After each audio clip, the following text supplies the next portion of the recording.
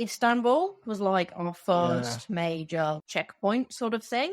I mean, I've never done extensive bike touring. I didn't really ride a bike before doing this trip. So I always used to say, like, if we get to Istanbul, then I know that I can do the rest of it, basically. But, like, I was always giving myself that bailout option. So it was, like, a huge point. That sort of riding into Istanbul was the first, like, goosebumps feeling that we're like, okay, we've done this bit now. Now we can do the rest of the world sort of thing. Welcome to the Seek Travel Ride podcast, where we share the stories and experiences of people who have undertaken amazing adventures by bike. Whether it's crossing state borders, mountain ranges, countries or continents, we want to share that spirit of adventuring on two wheels with our listeners.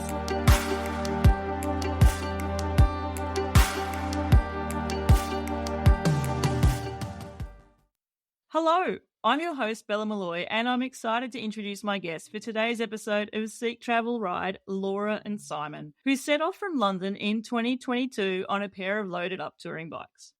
Their plan was to pedal their way around the world, and since leaving London behind more than a year ago, they've travelled all the way across to Southeast Asia. They've crossed bustling and vibrant cities, rural countrysides, and also enjoyed cycling through the wide open expanses in countries like Mongolia. Of course, a trip this big is often one of contrasts, and I'm looking forward to learning more about their experiences of exploring the world, discovering more about countries, cultures, the landscapes, and people in this manner. Laura and Simon, welcome to the show. Hey. How are you? I'm doing well. I'm really excited to be speaking with you both today. I have had insights into your trip through your amazing Instagram account and YouTube channel, where you shared so many different tidbits of your travel, and I've looked at vistas of Mongolia, I've seen desert landscapes in Oman, and I've got so many questions in my head. So the excitement is bubbling within me. But Laura and Simon, a question that I ask and I open up my show with, and I ask this to all my guests, is, do you remember the very first bike you ever rode? So Simon, we'll go with you first. Do you remember your very first push bike? I remember, I don't know if it was my first push bike, but I remember getting one for Christmas. That was a mountain bike when I was about 8 years old. It was, don't remember what brand or anything like that, but I clearly remember the day walking out into the driveway and seeing if they're waiting for me. Oh, mega. I always wanted a bike for Christmas, but it never happened for me. It happened for my younger brother. I was forever jealous of him because I always had hand-me-downs. But what colour was it? Do you remember that? It was black and purple. So it was perfect early 90s retro. You're speaking to my soul here. Awesome. And I bet you did laps of like the street all Christmas Day, right? Yeah, well, weirdly, I lived right near a cemetery, and so me and my brothers rode down to the cemetery and rode around there all day. Awesome. Laura, what about you? Do you remember the first bike you ever rode? Yeah, pretty much the same for me. I remember not the first bike, but I remember, I don't know if I always had hand-me-downs from my brother before that. I remember getting a bike for Christmas, and I remember it was yellow and blue, and it was a mountain bike, and just like, I remember opening the door to the room that it was in and just being like, oh my God, that's my bike. That's like my lasting memory of it. I was just about to say, it's like Christmas Day. You know that Aussie saying where all your things have come together at once? It's just like Christmas. But for both of you, it was Christmas. I think that's so cool. I don't think I've had a couple where their experiences sort of have been similar in that their memories of a Christmas bike. But that's pretty cool. I like it.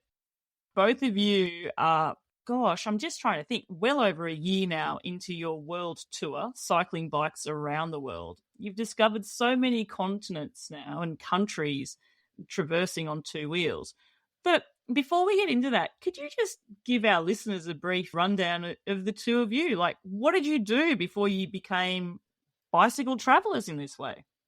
Well, we met here where we are in Bangkok 10 years ago. We're both living here and we got together. We always travelled a lot separately before meeting. And then we left here together, travelled through Central America in an old Volkswagen Beetle for a while, went down to South America and we worked in some vineyards for a while down in Argentina. And then we moved to Australia together, lived in Australia for the last 8 years, where I've always been a builder by trade, and Laura became a carpenter when she moved there. Yeah.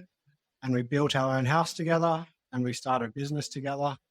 And We packed it all up and left. yeah, and then we got bored and we packed up and started doing this. Far out. I've got so many questions that have just come out of that. Like, first and foremost, South America in a VW Beetle. Like, that is cool. I'm thinking of like old movies I grew up with, like Herbie Rides Again and stuff like that. So Yeah. Well, the Beetle actually never made it to the South America section. Yeah. It broke down so many times in Central America that in the end it wasn't viable to keep going in it. But we did a long way in it We first. did a long way, and then it got left in Central America one final time. It broke down and wouldn't go anymore. So we did it by bus. did the car have a name? Bonnie. Bonnie. I love it. And then building your own house. That's pretty mega as well. Whereabouts in Australia was this? On the Central Coast, just north of Sydney. Nice. Far from the ocean then? Like, were you just a few minutes from the beach? 4 minutes from the beach, Yeah. and we actually overlooked the bay. So we had a water Yeah. view from our house, which was amazing. Yeah, backing onto like National Park where there was lots of good riding and stuff. Yeah, it was a really good spot.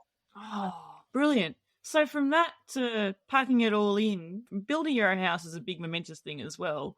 And obviously you both have the skills to do that, which is mega. It sort of speaks to my heart a little bit because my husband and I in France, we are actually renovating what we call our house. It's never been a house before. It's 300 years old. So every day is a learning day. Yeah. I'd love to have your skills on that project. But whose idea was it to pack it in to go cycling around the world? From what you've shared just briefly so far, it's evident that traveling and seeing the world and exploring places has been part of your relationship probably from day dot. But discovering it on a push bike, whose idea was that? How did that manifest? I think the beginning of the idea was probably Simon. Yeah. And then it didn't start as traveling around the world. It just started as maybe we could cycle across the country. Yeah, we just wanted to go traveling again, and we wanted to do it in a new and exciting way. Like, we've both done a bit of trekking and stuff like that. And then we actually just somehow discovered that bike touring was a thing that people did. And then we're like, oh, let's maybe go back to Thailand and ride around Southeast Asia or something. And then that was during COVID. And then, yeah, the longer COVID went on, the bigger the plans got, the more YouTube videos we watched of other people doing trips like this. And I think then one day Laura just said, I think we could just cycle around the whole world. So here we are.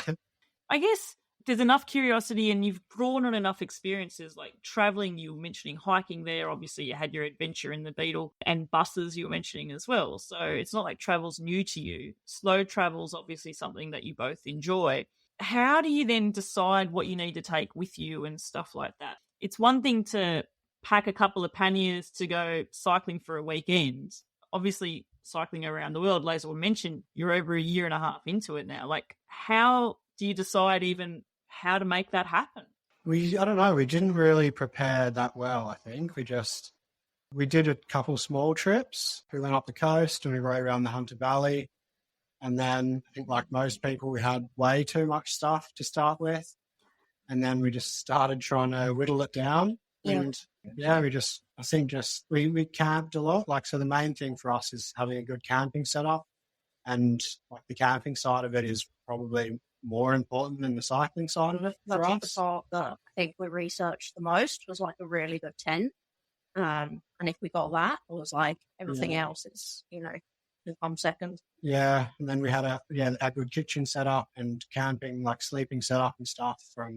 We did some hiking on the Great North Walk and adding Blue Mountains and stuff, and just tried to basically dial in the camp setup more than anything. And bikes, we just winged it.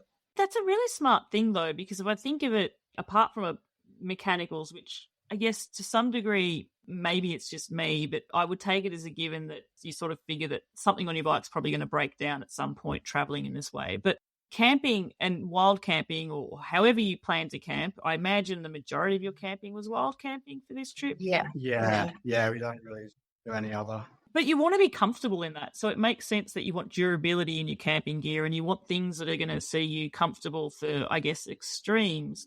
Although when I say extremes, I know thinking of the places where you've traveled, like you've been bustling cities, coastal areas, tropical areas, I guess, or, Southeast Asia sort of areas, but also desert spaces in Oman and in Mongolia. Like, have you had weather extremes with real cold, or have you sort of managed to jag it to sort of perpetually stay warm in your trip? Been pretty lucky. Yeah. We sort of have had over a year of summer. Yeah. Nice. The extremes we've had haven't been that extreme. It's just that we don't have the equipment to deal with them. It's like 0 degrees or just minus temperatures aren't too bad, but my sleeping bag is not warm enough for them, basically. So you're sort of wearing every single piece of clothing you've got and laying all your towels and stuff over you, but that's only on a handful of occasions, so it hasn't been too bad. I think more often than not, because we've been in Southeast Asia and stuff for so long, it's the heat that's been much worse than the cold. Yeah. Like trying to camp in the humidity.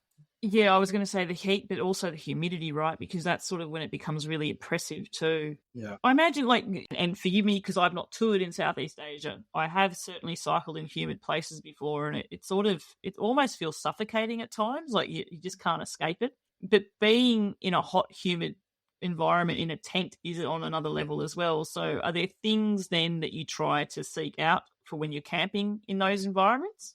There's unfortunately not that much you can do. If you can get somewhere where you can go for a swim at least before you go to bed, cool down in the water is ideal. But other than that, if you can get some shade so you don't have to put the rain cover on the tent, so you just have the mesh cover. So we try and have mesh cover and camp underneath a roof if we can. We've given up a lot of camping in Southeast Asia. Yeah. We just started getting really cheap hotels all the time instead, because we still camp a bit, but it was just unbearable. We were finding for long term doing it. Yeah. It's probably been the worst thing about here is that we haven't been able to camp as much as we generally would like to. Purely from an environment thing. I think on the flip side though, and obviously there's benefits to wild camping, especially from a budget point of view. If you're traveling around the world, often it means you're not working. So you're digging into savings to do that. So wild camping is obviously the cheapest way to go about for accommodation. But from what I've heard, accommodation in Southeast Asia is generally pretty cheap. Am I right to say that? Yeah. It's about 20 Aussie bucks a night on average. Sometimes down to $10 a night. Sometimes you pay a little bit more. Yeah. So cheap. And that's for an aircon room that, it's pretty comfy. But I nearly feel like aircon would have to be like almost just an imperative there in that space. Yeah, especially when you're out riding in the daytime. Like you really going into a cold escape afterwards. It feels necessary. Yeah. We spent over a bit of time coming down through Vietnam that it was like going through a heat wave there. And by 11 a.m, we just had to seek out aircon. It was just torture for a while. The worst part actually is when you're riding in that and you come to a stop. There's not even the breeze that you're making cutting through the air on your skin, and it's just like you feel like your whole body is just sweating into your shoes. I think you know exactly what I'm talking about, but I can just imagine it's next level. All right, let's rewind a little bit there then. Instead of talking specifics and stuff about Southeast Asia and dealing with heat and humidity. So you've decided this world tour. You've probably smartly decided to focus on your camping kit. You mentioned you didn't really focus too much on the bikes. What bikes did you land with, and what are you riding on this world tour of yours? Stay with us. We'll be right back. Hi everyone, it's me, Bella from the show. I just wanted to let you know about something exciting. I have recently just created a new Facebook group named Seek Travel Ride, where if you are a fan of the show, you can join and we can actually bring this community more to life. It's a place where you can learn more about our guests, see more photos, chat about episodes in more detail, and maybe even pose some questions as well. It's also a place where you can share your own bicycle adventure journeys. Whether you've got a photo or a blog or some videos that you want to share, come online, say hi, join the Facebook group, and let's enjoy this community that we have built. We have a global audience here. People are listening from all around the world, and I think we can only thrive and get an even greater sense of wanderlust by sharing our experiences with each other and connecting. So get onto Facebook. I've provided a link in the show notes and you can join that community as well. Thank you. Now back to the show. Well, that was not such a big decision for us because it was in COVID and we both decided we wanted a new bike to go. And we both wanted one by as well. Yeah, we both wanted one by gearing just to give us a break from the maintenance on another derailleur and just for ease of use and stuff, really. Because it was COVID, there was such limited availability that we had to go and choose from what was there as opposed to going and having a big selection. So I tried to order a bike. Well, I did order a bike and waited a few months and it didn't turn up because there was just no availability. And then I just ended up getting what was in store, which was a Kona Sutra. And I've absolutely loved it. So not bad to end up with. Yeah. And I ended up with a Surly Bridge Club, which was actually what I wanted in the first place. So I was pretty lucky. I think because I'm small size, we had one left in stock and it's been perfect for me as well. They've actually been like perfect bikes. Yeah. We've had almost like not zero mechanicals, but nothing major. Yeah. Nothing that has stopped us riding through cracked hubs and stuff, but gearing and everything's been great. No snapped cables, nothing like that. That's a dream. Like, I imagine you've had punctures, but people get punctures just riding to the shops down the streets, you know? So riding around the world is another thing. Both of those brands are proven in terms of what are you doing. Like a Kona Sutra, I have these 2 podcast guests who've both ridden extensively. In fact, Mackenzie Varney rode all the way around the world. Kona Sutra was one of her bikes there.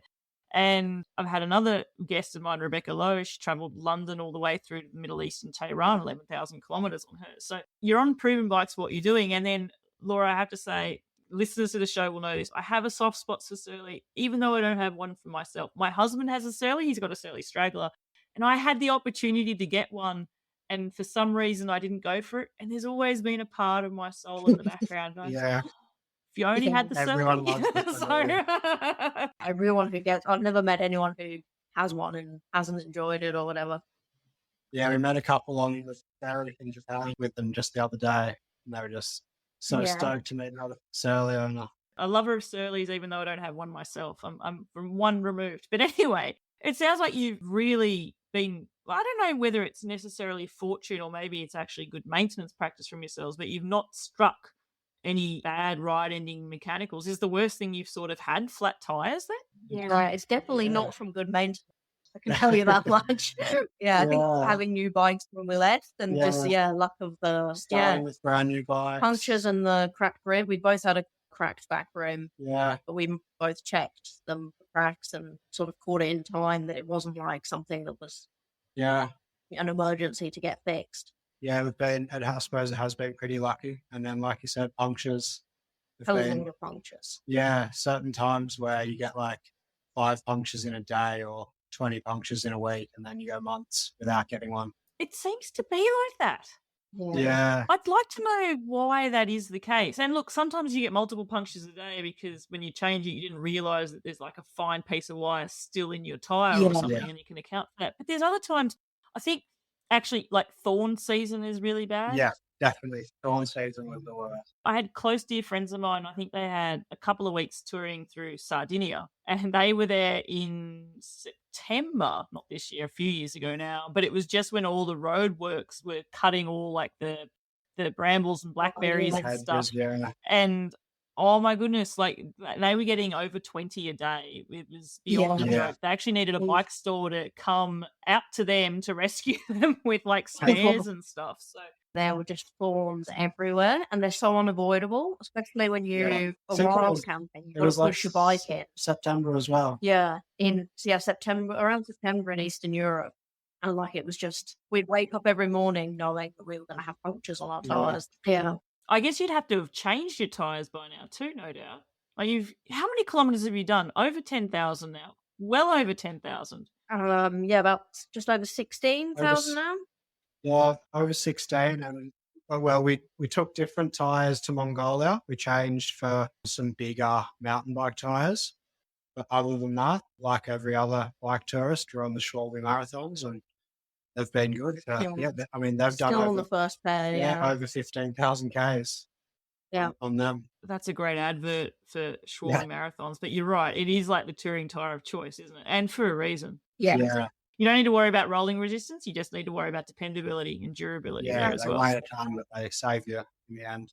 We've talked a bit about meeting in Thailand, going around the world, building your own house in Australia, but this trip started, if I'm correct, in London. How was that the starting location? Well, it sort of started more in Southampton, which is where I'm from originally. And that's where my parents still live. But we sort of did the London to Southampton leg as like a little warm up. So we started in London, but a real leaving felt like it was from my parents' house in Southampton. And originally that was our sort of intermediate plan, was to cycle from my birthplace to Simon's birthplace, like Yeah. from Southampton to Sydney. And then it evolved into around the world once we'd got a bit more confidence, I guess.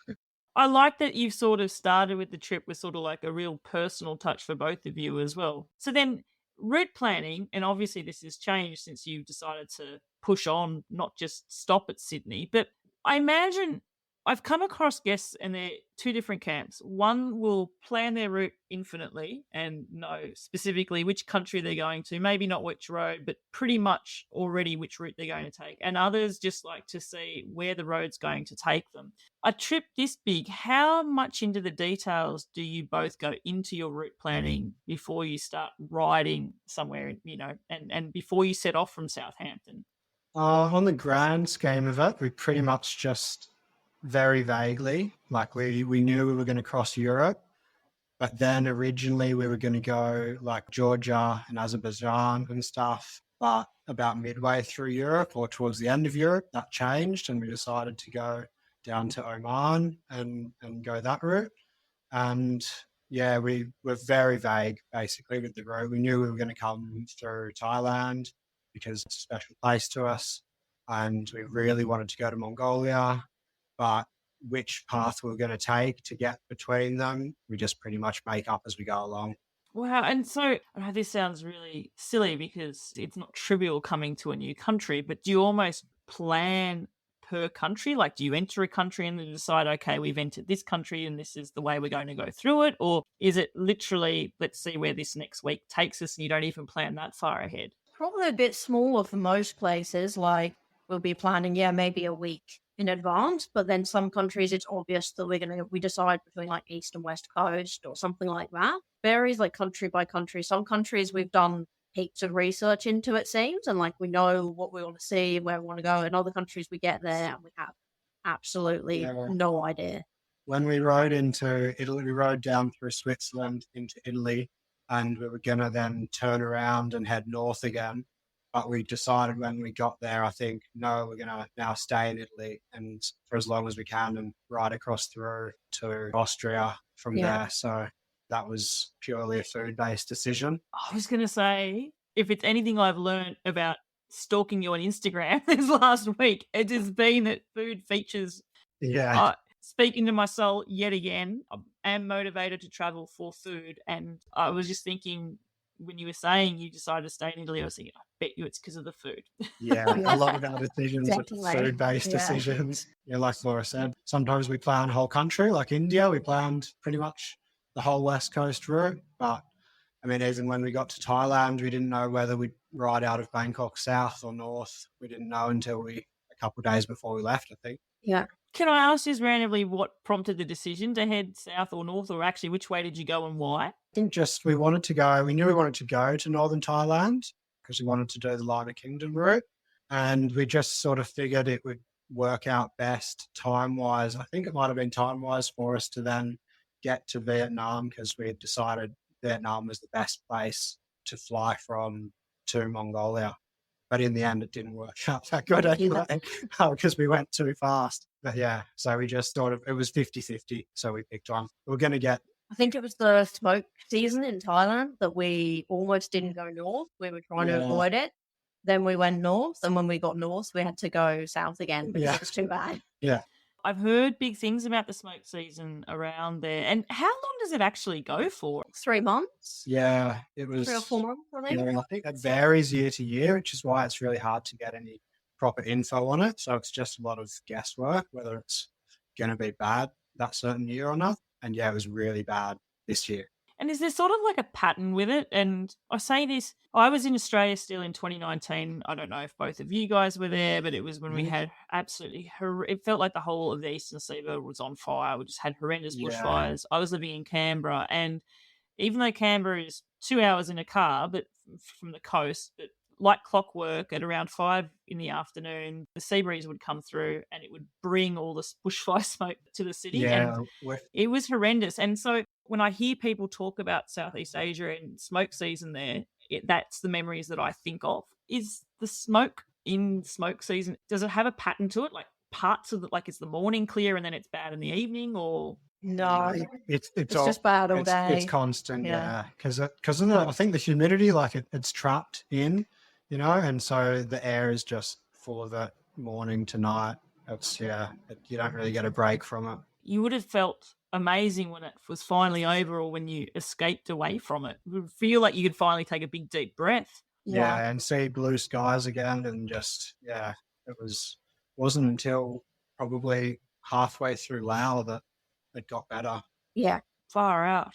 We were talking about, not getting too far ahead in the route and figuring out even just a few days before which direction you're going. But we spoke there, Mongolia was obviously a place you both really wanted to visit.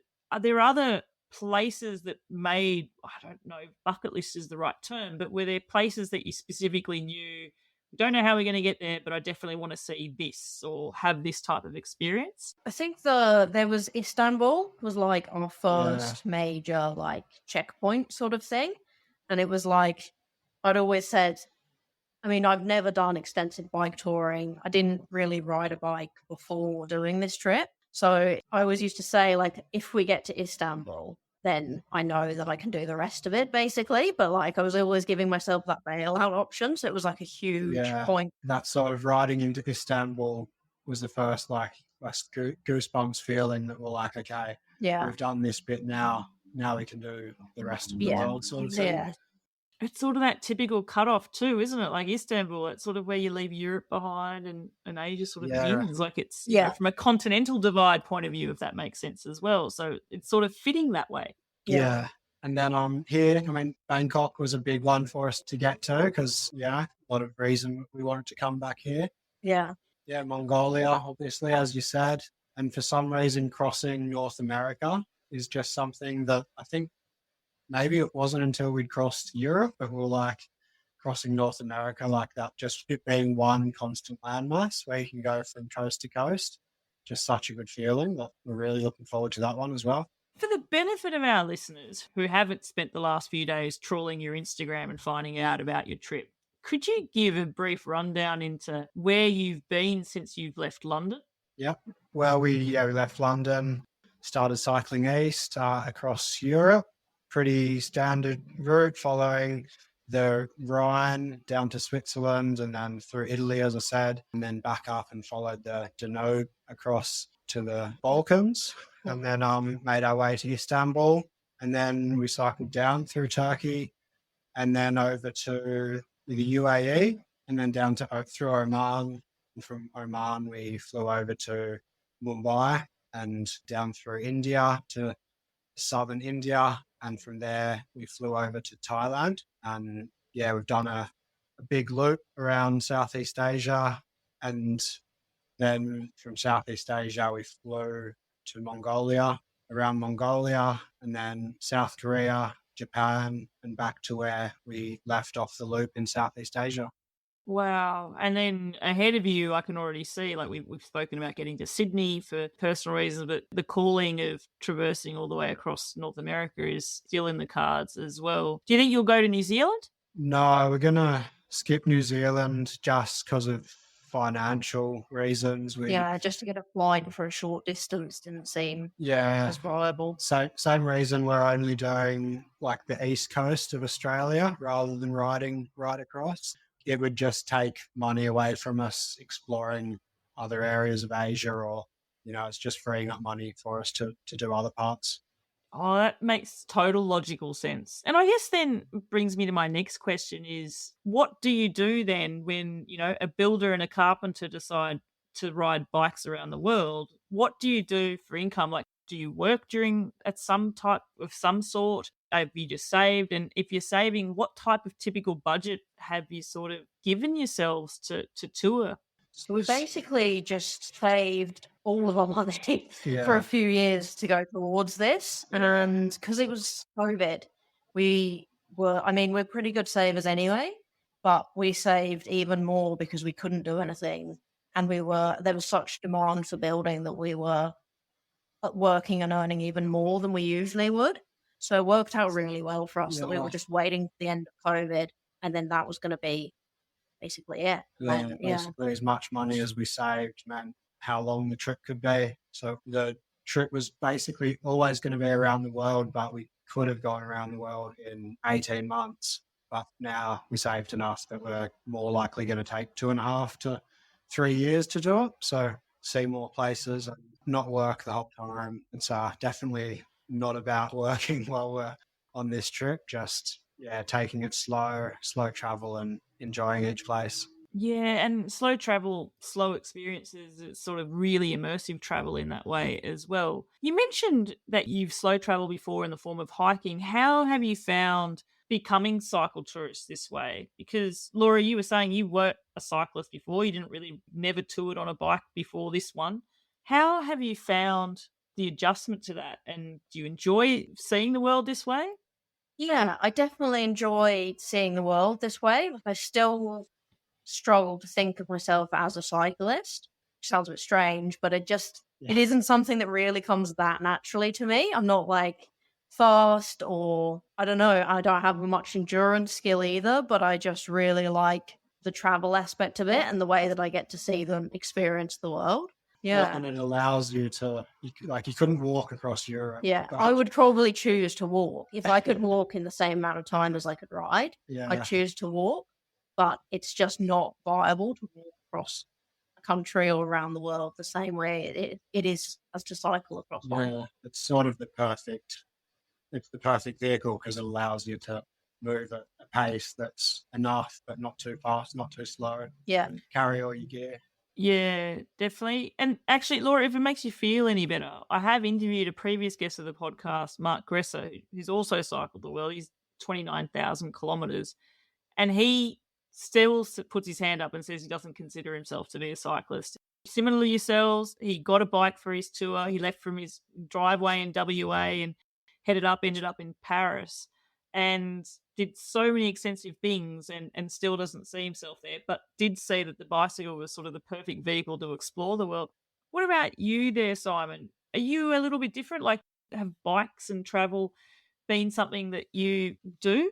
I'm still not and wasn't a cyclist before starting the trip. I got a bike about a year before Laura did, which was a year or 18 months before we started the trip. And I did a little bit of bike packing, but way before I should have been bike packing. I was very slow and barely finishing each day, but just got completely immersed in bike touring and bike packing as soon as I found out that it was a thing. So I probably enjoy the cycling side of it more than Laura does, but still similar. I think you went for a ride, the first ride that you got when you got a bike as an adult, having not gone on a bike for however many years, and you rode 50K. Yeah. The first ride. I was like, now I got a bike and I rode 10K. I was like, gee, this is hard. I got addicted to it pretty quickly, so I'll probably continue cycling after this trip, doing some other bikepacking events and stuff, whereas I think Laura will... Yeah, I'll come if we're traveling somewhere else, but I probably won't jump on my bike. Just to do 100K. Just for fun. Yeah, if I'm going somewhere, then I'll take the bike, but I wouldn't do it as much for fun. Yeah. Again, coming back to the reasons of why you're not traveling so you can ride a bike around the world. You're using a bike to experience the world, if that makes sense. Yeah. So I can resonate with that, Laura. Who knows, maybe in a year and a half, you'll be totally converted. I sort of feel if you haven't been yet. Probably maybe after a break. Maybe after a month off the bike or something, I'll be more keen to jump back on it. Laura's already talking about doing a walking trip when we finish the around the world. We were thinking about walking the PCT. So change of pace. Oh, wow. 6 months of hiking that trail. I think it's about 6 months to do the Pacific Crest Trail. Yeah. Yeah. Yeah.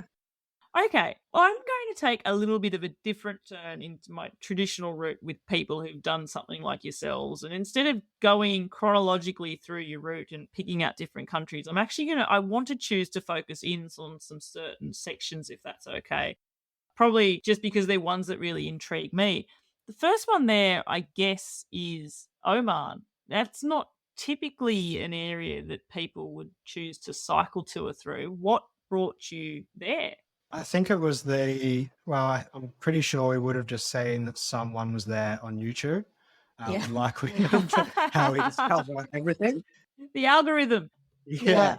And saw that there was some cool looking camping. And then we I think we heard about the hospitality as well. Yeah. People said that people were so friendly there. Yeah. And then the fact that you can camp anywhere in the country, it's freedom to roam. And yeah, it just the camping side of it is what drew us there, really. And just having some amazing wild camping, both on the coast and in the mountains and deserts. Yeah. I also think it's completely different scenery and culture to everywhere else that we'd planned to go. So it was a good difference. Yeah.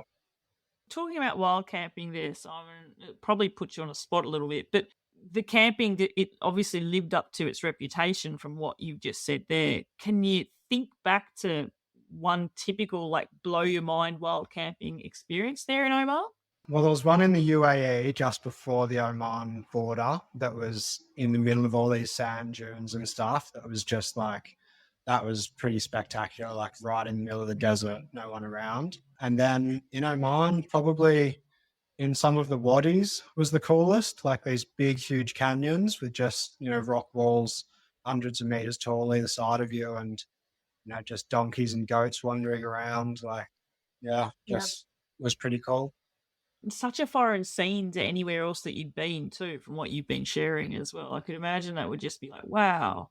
I've got to say, I'm just taking a moment just to step back and just think of all the experiences that you've had. We're going to touch on a very, very small amount of them here, but it is blowing my mind to just think about that in the context of how much you can choose to experience in almost a year and a half on the road. So yeah, we feel like every so often you'll look back at photos from 9 months ago or whatever when we were there and say, like, it's hard to believe that that's where we were. Like, we still pinch ourselves that we've done all this in that space of time. Just think, you'll forever look at a map of the world and you can focus in on one area and it'll have meanings for experiences, and memories will come out at you for that too. I think that's part of what I love about bicycle travel, is that side of things, that something like a map and all of a sudden it draws out experiences. Yeah. Okay, so Oman's one country.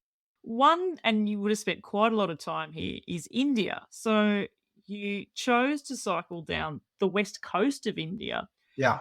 India is a country that I've touched on with other cycle tours before, and it's a country where it seems like everything is really just in your face. Loud, proud, aroma, everything.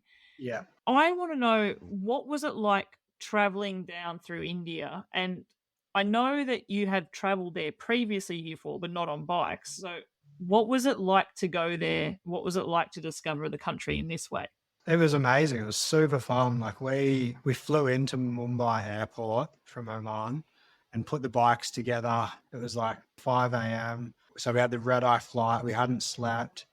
And we rode out of Mumbai airport into the morning traffic, and we had about a 25-kilometer ride. And we just didn't stop laughing and smiling the whole way, just like going, everything's happening all at once, all around us. Like, we're really in India right now. Yeah, we didn't stop loving it the whole time we were there. Like, our morning's ride is probably one of the most memorable and one of my favourite parts of the whole trip. Everything was just so in your face. And we kind of thrive on the chaos of cycling in a city. It's kind of one of the most exciting things for us. As much as it's nice to be out in the countryside with absolutely no one around, we also just love the manic cities as well. So yeah, it was heaps of fun. We loved it. And then that was the most full-on part of India. And then it just got relaxed and chilled out, and then you come across another real busy city, and that would be heaps of fun. It blew us away how much we loved riding through India. Wow, like even just hearing you talk about that, I can just tell, you both have these fond, beautiful experiences flooding back to you there. There's something new for me is I just have this expectation that everywhere in India is going to be busy and manic and full on and in your face and no personal space and all those sort of things. But from what you're saying, it's not necessarily the case. It's almost typical of everywhere. Like the cities is really populated, but then you can get away from it all. I think definitely in that part of India, along that coast, is very different to a lot of other parts of India. And it was really quiet. The first half of our trip was lots of empty beaches, lots of small towns, very quiet roads. It just was so relaxed and not at all what you think of when you think of India at all. Yeah, it was weird. You used to go through it was like tropical countryside. You just see farmers and stuff during the day, but not really anyone else. It's really nice. Did you see any other bicycle tourists during your time there? A couple. One couple from Romania. Or, Romania and Germany, I think. Yeah, Romania. We met them about halfway through and hung out for a few days. Yeah, that was it. No one else. I'm guessing that the locals that you're encountering through there, it's unlikely that they're seeing people cycle touring as well then. Would I be correct to think that? I think definitely foreigners, yeah. Yeah. I mean, sometimes cars would literally, there'd be someone hanging out of a car trying to take photos of you while they're driving the car and almost crash into oncoming traffic, and people pulling over all the time and trying to stop you to the photos. Like, that was a bit much. Yeah, it was pretty clear that they didn't see many foreigners where we were. Yeah, well, how many selfies have you been put into? You can just imagine. I reverse image search my face on Facebook. It would be like so many pictures getting taken of us. Yeah. Oh, wow. And what was the culture like? It almost seems like a non-question for me now. I feel like it's almost just an assumed given that strangers meet a cycle tourist anywhere in the world and they're just so amazingly hospitable, courteous and generous to you and just want good for you. But what was it like from your perspective? It was weird because when you think of India, you think everyone's going to be overly approaching you too much, but we actually got given our space a lot of the time. Like if we're in a restaurant or a cafe or anything, everyone was just pretty normal around us. They would happily just, I don't know, leave us be. It was on the roads while we were riding on the road that mainly just people taking pictures was really the only overt action, and then other than that, people were just friendly, but sort of kept their distance a bit. Yeah, but people would, like I said, people would stop up ahead of you and pull over and just want to meet you and ask what you're doing and where you're from, but pretty chilled. Yeah, everyone was just super nice, just like everywhere else. And then you were talking about obviously you're on the coast, so you're by the beaches. Would I be right to assume, given that in Australia you lived by the coast, that you're both sort of coastal types? Like, do you have more of an affinity with, say, the ocean than you would, say, the mountains? I probably do. Yeah, I'm probably in the middle. I like both ends, yeah. Thinking about it, Laura, Southampton there, you're by the sea as well there where you grew up. On the sea, but not really it's not a sea you want to go to. It's not the Central Coast. Rocky beach and raining and Yeah. No, exactly. I guess then if we just expand there and we can move away from India now, but your interactions, I think, with people during this trip would be, there'd be so many to pinpoint, just a few may be difficult. But I often feel that people who undertake a trip like this, there's profound moments that will happen to you unexpectedly that I guess probably you reflect on and you remember so much more. I wonder if there's moments there with strangers that you've met or interactions with people that you are always first to think about. And it's not to say that one country is overwhelming or one person is more than another, but I often feel that as traveling in this way, the opportunity to experience these moments are probably more than, say, traveling on a tour bus or, doing a city tour or something. You're sort of exposed and vulnerable in that state. And so then you get to see the best of people. Definitely, yeah. I can't believe how many people have stopped in their cars and given us food or water or invited us into their houses for tea and coffee. Like in Oman, especially Oman and Turkey, people were just super friendly with us. And yeah, particularly Oman, people would pull over or walk up to you all the time and say, do you need anything? And it was a really genuine offer. Like, is there anything I can do for you? And it would be 10 people a day would be asking us, do you need water? Do you need coffee? Do you need anything at all. Yeah. And then when we were in India, we met, heaps of people just saying hi and, is there anything I can do? And then we met a guy called Ash one day who pulled over in his car and he invited us into his house for coffee. And it turned out he'd just walked across India. Wow. And we got chatting with him and we ended up staying at his place for a couple of days and just hanging out. That was a real special sort of connection we made in India. Great part of the trip. All right. It would have been amazing to have a conversation with him over a number of days and learning about his experiences walking across. Was he from India as well?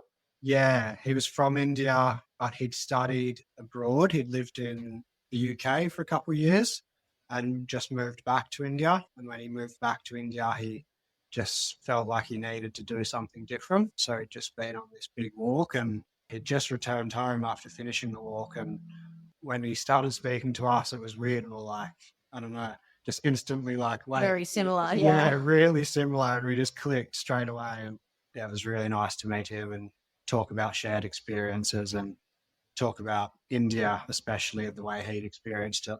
Yeah, wow. It would be. And I guess for him as well, experiencing his own country in that way would have just been so different as well. It's sort of those serendipitous moments of the happenstance of being able to even meet someone like that. What are the chances that people like yourselves are going to be in the same place where this person's going to be? And, you have these opportunities to probably make a lifelong friendship from the sounds of it as well. Yeah. Yeah, we still chat all the time. Yeah. What about other cycle travelers? Have you met a lot of other fellow bicycle travelers on your ride? We haven't met nearly as many as we thought we would. Yeah, we haven't run into nearly as many, like just seeing them on the road as we thought we would. But we've caught up like through Instagram and stuff. We've met other people and found out that they're in the same area as us and then caught up with them like Roxy and Tommy we caught up with for beers in Laos and we met up with some other people in Thailand and stuff just through chatting on Instagram and then, hey, you're in the same city as us, let's catch up for a drink. Yeah. But yeah, not really so many, just happen to be riding down the same road at the same time. I wonder if that sort of, in a way, puts you to think that you're not on the typical route.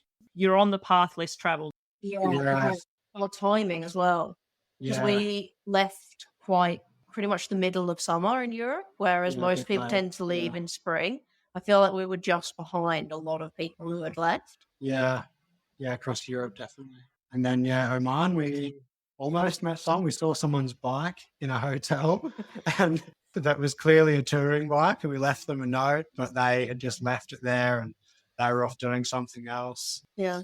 Mongolia, we saw no one in Vietnam. Haven't crossed paths with many. Covering a trip like the west coast of India in just a few minutes, it does it almost a disservice because it's certainly an episode I could just dedicate a whole podcast to. But I'm going to change tack, and it's purely for selfish reasons. Mongolia. I really want to talk about your time in Mongolia. It's a country that I've seen images of. As someone who loves landscape photography, I see those big, wide open expanses, and I think my heart just sings. What was it like going there? And what was it like, I guess, being a nomad in a nomadic country? I mean, it exceeded all expectations, and like expectations were high. Like you said, you see the pictures of it and everything, and it looks amazing, and you just think this is going to be so nice. You're going to feel so free and just riding through this open expanse, and then it's just everything we sort of had hoped for and more. Definitely. Yeah. I think because it's so unknown as well. We don't know anyone else who's been there. There's nowhere near as much information about Mongolia as there is about, say, like cycle routes in Southeast Asia or something like that. And there's no like advanced Google Maps, Street View or anything like that. We didn't know what to expect, but it did still really just blow our minds when we got there. Was there much research done before you hit the country? You mentioned earlier, Simon, you changed to mountain bike tyres for the Mongolian section of this trip. But what other sort of stuff had you researched? You said you had expectations, they were met well over and beyond. But what sort of things were you seeking out there? Seeking out wide open spaces, like especially after being in Southeast Asia for the months leading up to it. We just wanted just space to ourselves where, you know, you're not going to see people for days on end, and just the ability to camp anywhere. You can see it kilometers in the distance and just pick a point in any direction and you can ride that way. You know, roads aren't really a thing there. Yeah, so just the ability to go wherever you want, camp wherever you want, and just feel completely free. My mind still is just thinking of big, vast, open, wide spaces and vistas and stuff like that. It almost feels sacrilege. Was there ever a point where it felt the same all the time? Like that you were always perpetually cycling to the same vista? No, actually, it really didn't. I mean, there's huge valleys and stuff where we were that were very flat and the landscape's huge, but it did always seem like there's always a mountain range you're looking towards or getting over, and then you're on the other side. It was always interesting.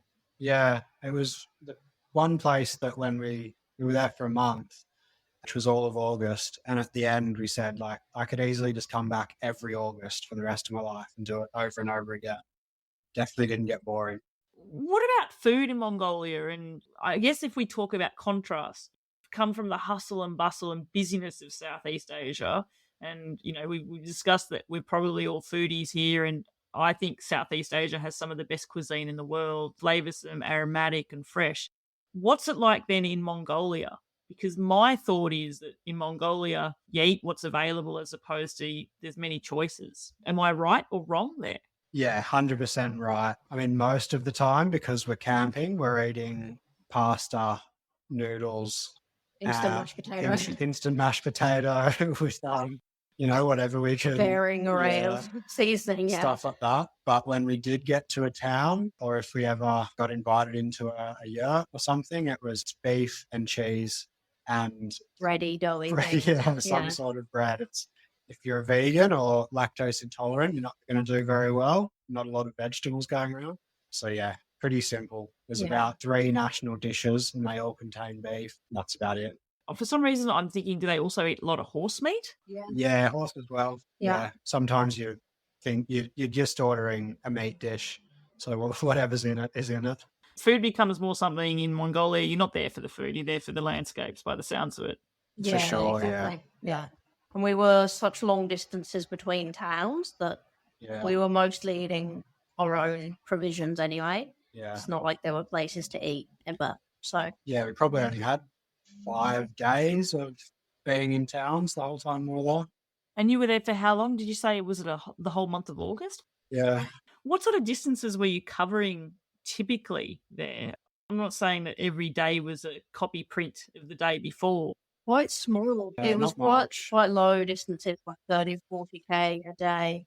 Yeah. A lot of sleeping in and enjoying our campsites most of the time, and then just lots of elevation and off-road riding, just very slow going, but still incredibly enjoyable. Yeah, but the off-road riding there would just be amazing as well. Like I said, and actually for my listeners, Laura and Simon do have a YouTube channel. Actually, do you want to shout out the name of your channel now? I'll be putting it in the show notes for everybody. It's just We Ride Bikes Places. We Ride Bikes Places. And that's the same as your Instagram handle as well. Yeah, same as Instagram. I definitely invite viewers to check out the Instagram and also the YouTube account, because the footage of Mongolia that you've shared there, and I think do you have a drone with you? You've got drone footage? Yeah, we're making a video now of the time in Mongolia, but we're taking a bit of time doing that video because it's somewhere that, we wanted to really capture how amazing it is, taking a bit of time putting that one together. Yeah, we just did a short clip. We did a short clip, which was just the drone stuff, which we put on there, but then the rest is coming. Yeah, because I've seen that short clip and I've seen some photos and stuff in your Instagram as well. And like I said, for someone who's always dreamed about it, it certainly puts it back up on the list for me of places to visit as well. What were the people like in Mongolia as well then? Like, what are they like from a culture perspective too? Really friendly towards us. We had people stopping and checking we were okay. Occasionally, I mean, usually although we didn't see any other bike tourists, they didn't seem surprised to see us running, and they just seemed like surprised to see us, but they didn't think that what we were doing was ridiculous, like a lot of people do. I don't know, in other countries, people stop and are like, what are you doing? Yeah. Like here, they were just like, you okay? Yeah, you're good? Okay. They just wave as they went past, and a lot of them are riding horses, so they just ride past on their horse and give you a wave, and like just really, I don't know, quiet, chilled out farmers, most of them. I wonder if that's got to do with them being with the nomadic roots of the country as well. So, yes, you're on a bike and on a horse, but I guess traveling with all your possessions in this manner is sort of akin to what they're culturally used to as well. Yeah, I think Yeah. that's exactly it. They just didn't seem surprised. They seemed surprised to see us, but not surprised at what we were doing. Yeah.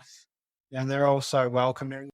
Sometimes they just approach us and ask us to come over and see their house, their yurt, and sometimes we would have to approach them if it was absolutely pouring with We'd rain. normally just ask to shelter like under a tarp outside their house or something. Be like, don't be Yeah. stupid, come inside. We're Yeah. fine. And then straight away they'd be making tea and cooking food and giving you everything that they could. Yeah, and experiencing a yurt out there in the open countryside in Mongolia would be one of those memories as well that you wouldn't be forgetting too quickly, I imagine, too.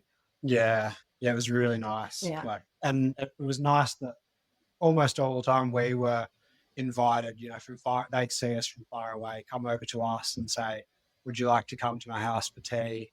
And not in English, but in just miming sort of thing. And so we never felt like we were invasive of them, and it was always just really nice, chilled conversation. I guess that's something that comes up when you're traveling across different countries and cultures is there's obviously going to be times where language barriers are just going to be there.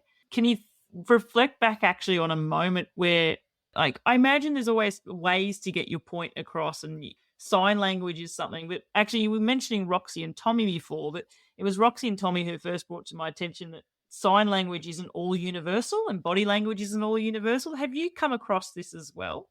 Well, not really. I mean, So much. we Yeah. pretty much, just sort of act out everything is the Yeah. main way we get our point And across. Google Translate, the app Yeah. is so good now that we use that way more than we used to now. Yeah. The main, I think, problem you come across is if someone doesn't really want to understand you, they're not like, you can communicate anything if you try hard enough and if the person is willing, basically.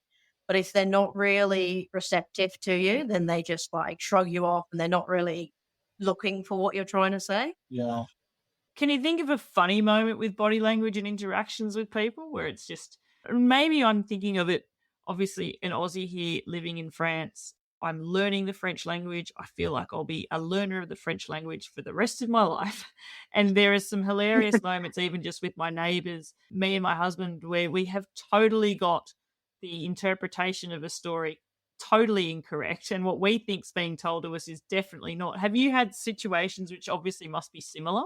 We often just completely get the wrong end of the stick just all the time. Yeah. But nothing that really like comes to mind, I guess. The worst is when it gets to midday and you've just ridden for 4 or 5 hours and you're hanging out for a meal. Like this happened a few times in Vietnam, and you get to a restaurant and you're certain you've just ordered something that's going to really fill your belly, and that just comes out as like a plate of cold eels or something. And like, we had some absolute shockers with curry. You're so sure of what you've ordered and that they've understood you really well. And Yeah. it turns out they didn't understand you at all. Yeah, you're like, yeah, don't worry, I've ordered this, it's going to be great. And it's just not, you're so disappointed. I guess you just had to laugh when that happens though, right? And hopefully you order up big on something else. But yeah, I mean, what else can you do but laugh, right? Yeah. Touring in this way, would I be right to say that these sort of experiences and the way that you've traveled, do you notice any changes amongst yourselves? Like, have you felt like you've changed or your perspectives on things have changed from traveling in this manner and experiencing the world in this way? Probably say a little bit, but like you said, we've both traveled a lot before and lived here in Asia. So I think we're probably traveling generally already had changed us and changed our perceptions of different cultures and stuff. And then I think bicycle travel, it just reinforces that, mainly that on a whole, people are really good. Like people are super friendly because you see that side of people more than anything when you're on a bike. We approach people, whether it's in Europe or here in Asia or wherever, and just say, hey, do you mind if we camp on your land or whatever? And it's always like, yeah, no worries. And then they end up cooking us dinner and bringing us water. And people generally just want to look after you and super friendly and caring. Like, whereas when you talk to people at home, it's always like, oh, isn't it scary? What if this happens? What if that happens? But you have a million good experiences to your one bad experience, which is not what people expect. People expect that you're going to be getting mugged and having all these terrible experiences, but it's really the opposite. Overwhelmingly speaking to my guests, more than overwhelmingly, it's always been the beautiful generosity and kindness of strangers has been something that's been a constant theme there as well. And it sounds, that's definitely been the case with yourselves as well. Yeah. I think you see it especially even more in a lot of the poorer countries. Mhm. It gives you more of an impact because people that have nothing are almost the most willing to give you everything.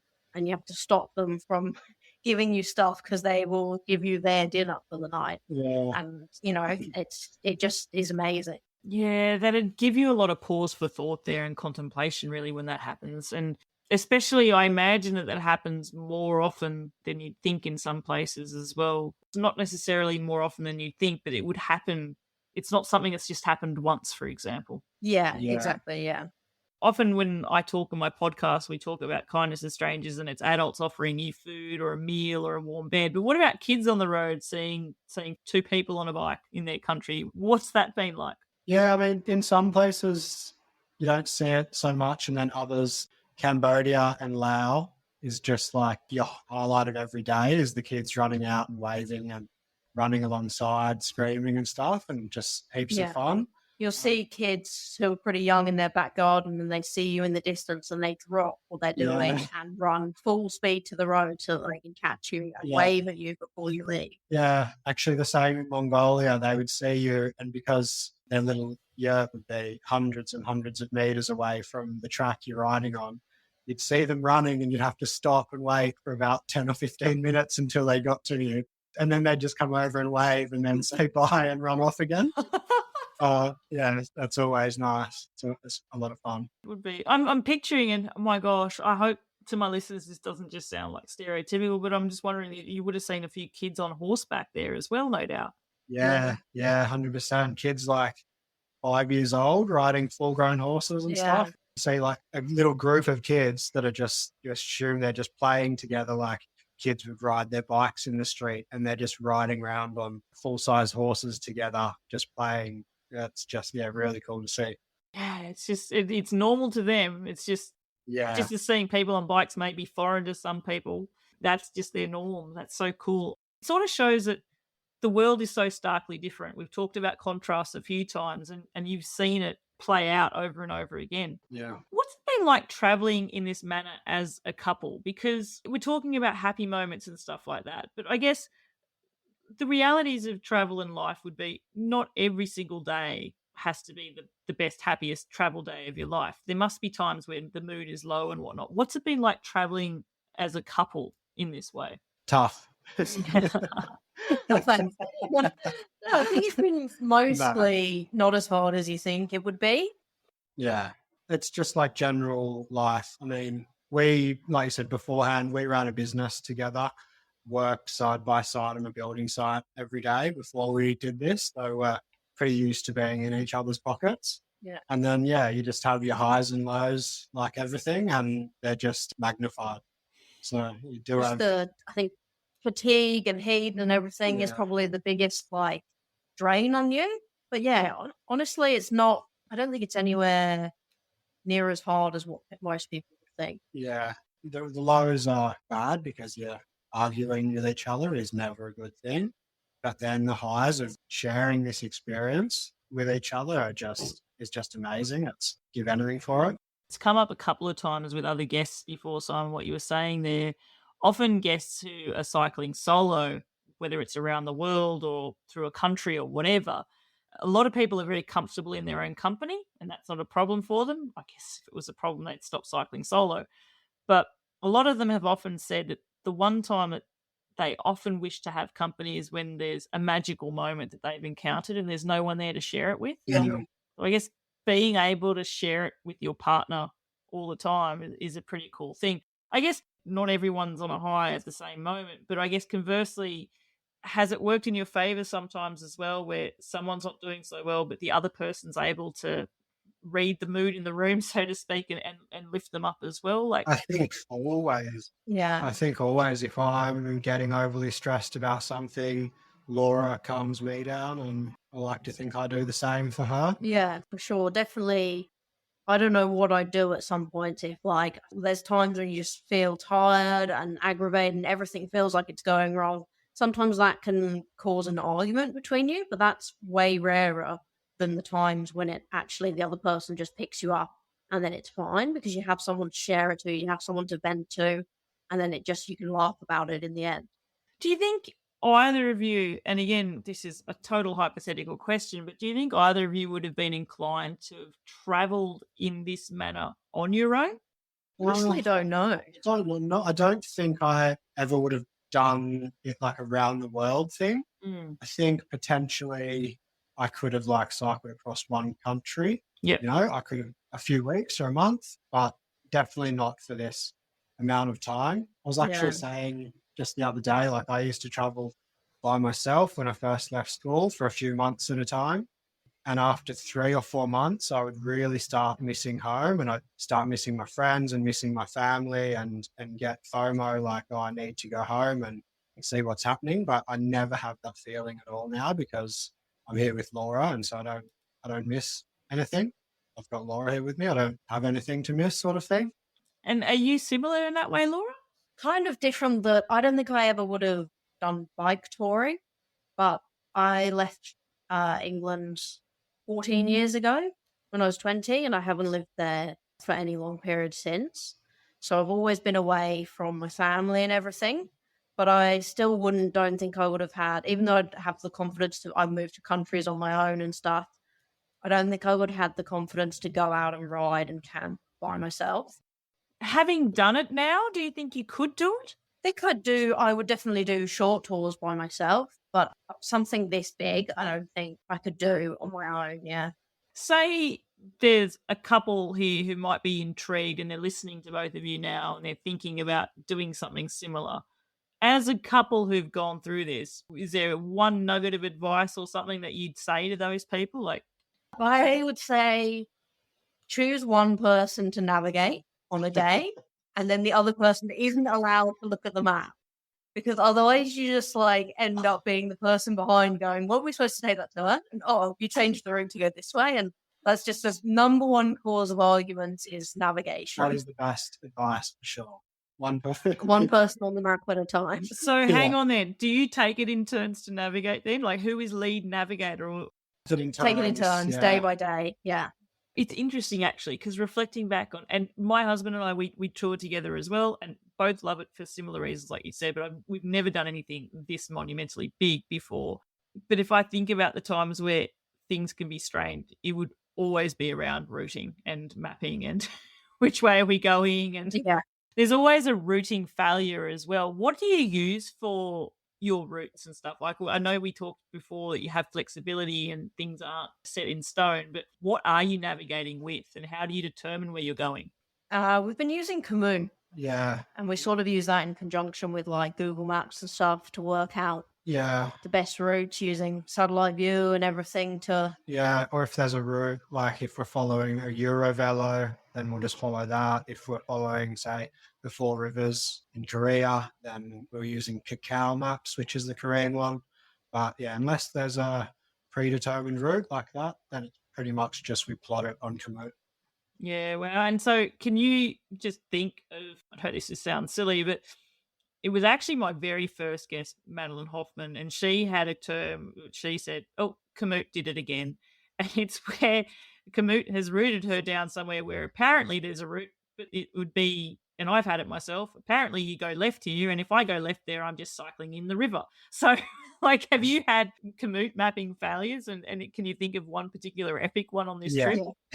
Yeah, so many. I saw a thing on Instagram the other day that they're calling that getting commuted. Yeah. And it's like, it's so common. It happens all the time. Getting commuted, I love it. Did you say Madeline Hoffman was your first guest? Yes. She bought my old bike off me in Sydney before we both left to come on this trip. No way. way. The Marin Four Corners. Yeah, that's my old bike. And I didn't realize. And then I saw her on Instagram halfway through Europe. And I was like, hey, Madeline, you're in Europe with my old bike. And so I get to watch her Instagram with my old bike riding different parts of the world. Oh, far out. That is so cool. Yeah, that's a really Oh, good coincidence. Oh, I love it. And for listeners of the show, Madeline is my very first episode. I interviewed Madeline just a few days after she had arrived, I think 2 days after she'd arrived at her father's place in Turkey. And that was the big trip, Germany to Turkey. And then where she's gone since, through Saudi Arabia, UAE, Pakistan, now through India, and slowly making her way back. But yeah, no, the Marin Four Corners, it's still going strong, man. Yeah. That is so cool.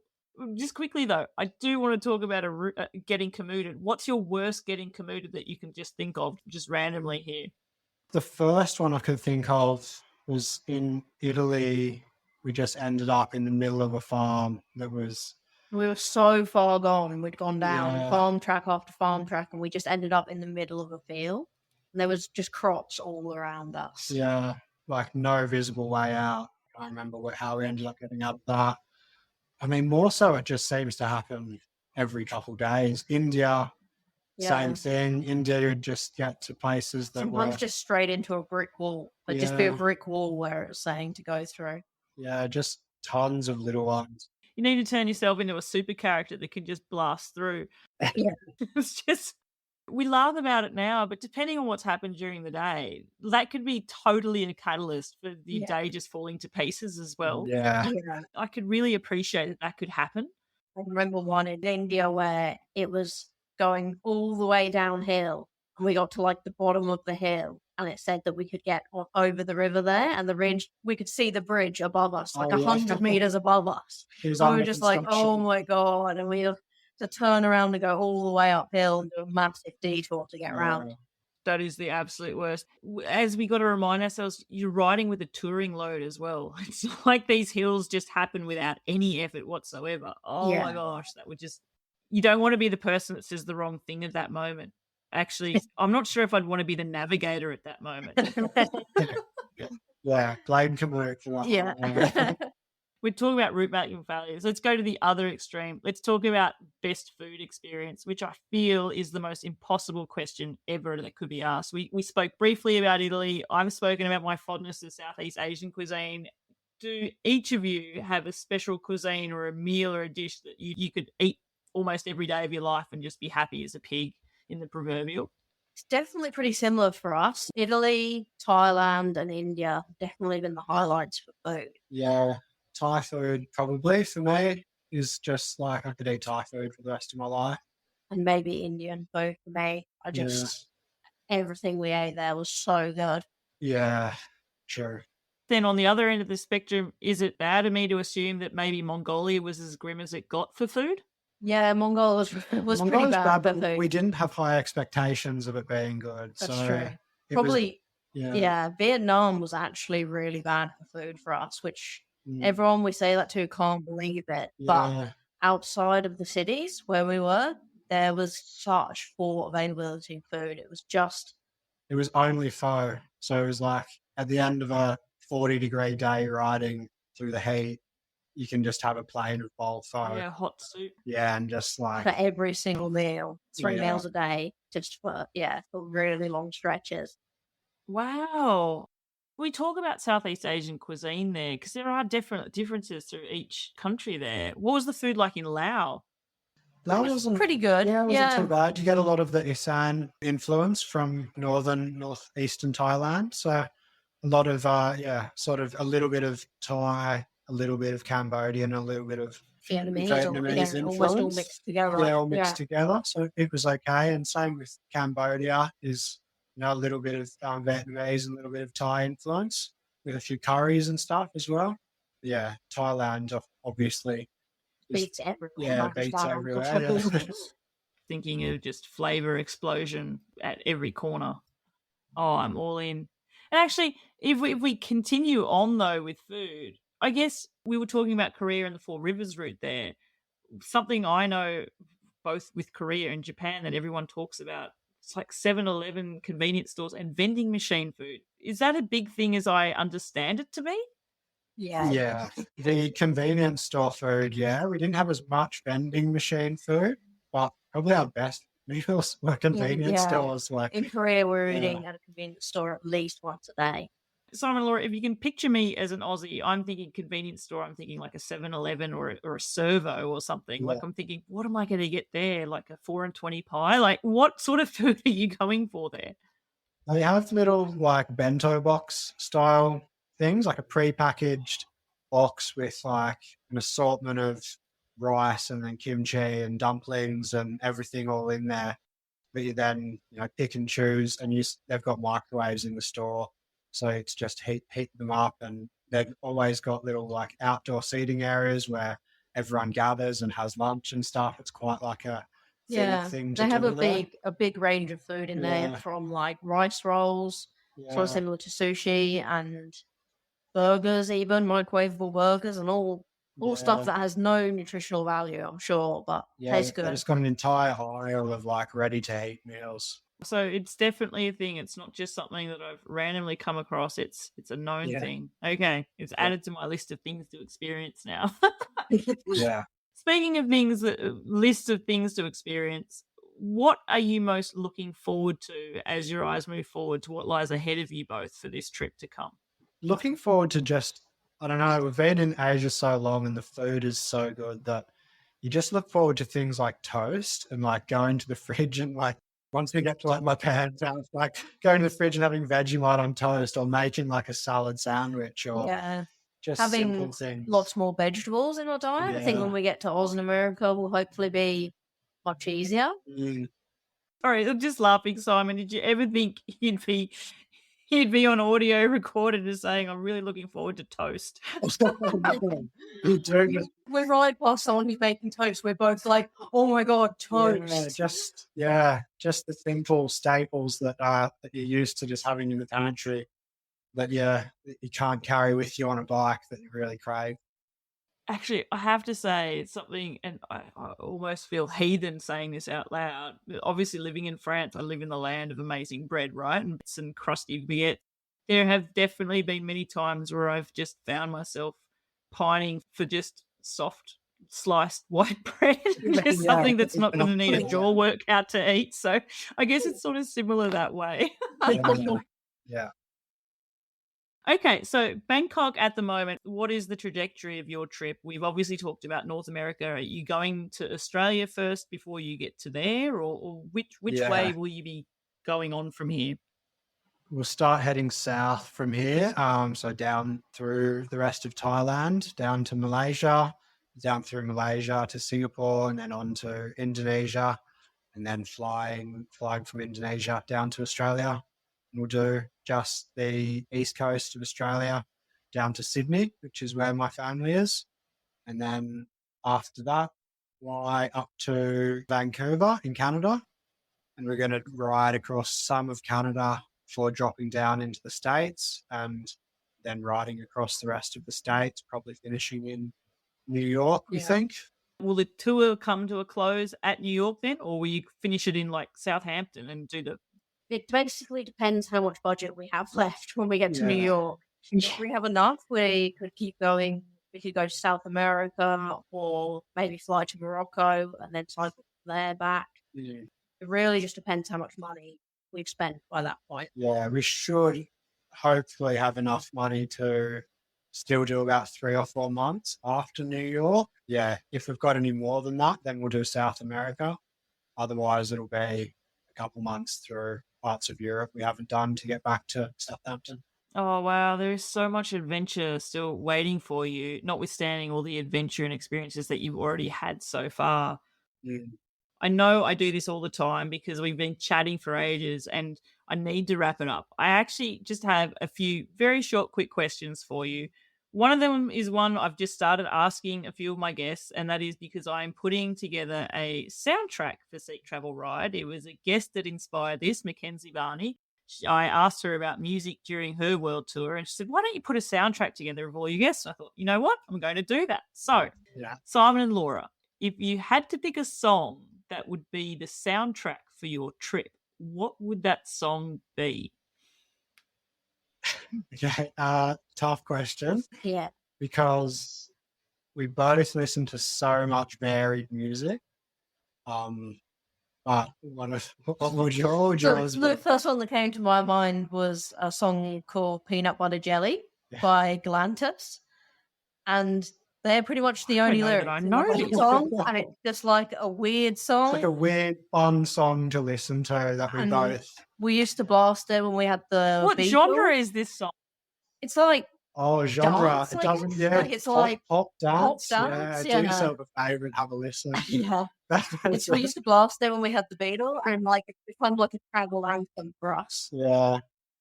Other than that, like Peanut butter jelly, Galantis. With a G. Galantis. I'm gonna be YouTubing that when I get off this call. Um, Okay. And what about you then, Simon? Oh, I listen to a lot of like 90s, 2000s sort of probably R&B and rap and punk, like a bit of Offspring and 50 Cent when I'm writing. Just, I don't know why, even and a bit of Creedence or Dire Straits, like anything. So it's really hard to narrow anything down for me. Oh, okay. All right. Last two questions. I asked this of all my guests at the end of the show.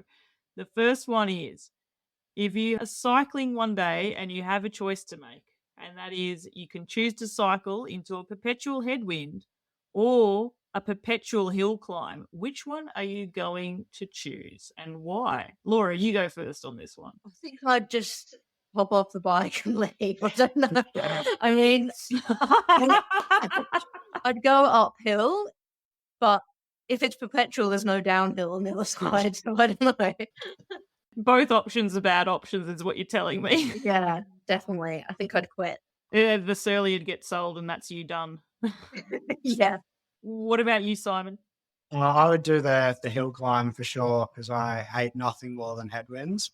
I just feel like a headwind is like there's no gain from a headwind, whereas a hill climb, the feeling when you get to the top is great. I mean, it's perpetual, so maybe there's no top, but I don't mind hills, whereas I hate headwinds.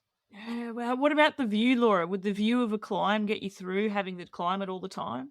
It'd be better than the headwind, sure. Definitely think it was for like a day. If for a day you had to just for a single day, Yeah. then it would be definitely the climb. I've twisted your arm for climbing, whereas to be fair to you, Laura, you are the first person that genuinely has said, I just want to end it all. So kudos to you for that.